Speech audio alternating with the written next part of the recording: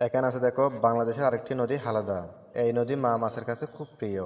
ডিম ছাড়ার জন্য মা মাছ হালদা নদীতে আসে। কিছু নদী বনের ভিতর দিয়ে গেছে, যেমন কি হরিণঠানা, বলেশ্বর, নীলকমলে এরকম নদী। এইসব নদী সুন্দরবনের ভিতর দিয়ে বয়ে চলেছে। এইসব নদীতে আছে কুমির, খাগড়া আর নানা প্রজাতির মাছ। সাপের মতো পেঁচানো একটা নদী আছে, তার নাম সোমেশ্বরী।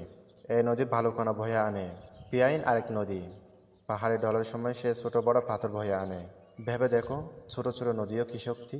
দুঃখের কথা কি জানো, এত সুন্দর সুন্দর নদী, কিন্তু এদের পানি দূষিত হয়ে পড়েছে। আমরাই নদীতে পলিথিন আর ময়লা আবর্জনা ফেলছি, নদীকে নোংরা করছি। ঢাকার বুড়িগঙ্গা নদীর পানির ময়লা কালো হয়ে গেছে। ওখানে মাছ নেই, ব্যবহারের উপযোগী পরিষ্কার পানি নেই। আবার মানুষ নদী ভরাট করে ফেলেছে, ফলে নদী মরে যাচ্ছে। কিন্তু নদী বাঁচলে নদীর মাছ আর অন্য জীব বাঁচবে। নদী বাঁচলে আমরা বাঁচব, বাংলাদেশ বাঁচবে। এখানে বলতেছে শব্দ শিখি। স্রোত, স্রোত মানে পানির প্রবাহ। খরস্রোত, খরস্রোত মানে অনেক স্রোত আছে যার। দূষিত, দূষিত মানে নষ্ট। ডলফিন মানে হচ্ছে তিমি জাতীয় জলজ প্রাণী। বিখ্যাত, বিখ্যাততা নাম করা। এখানে আছে বাক্য বানাই ও লিখি।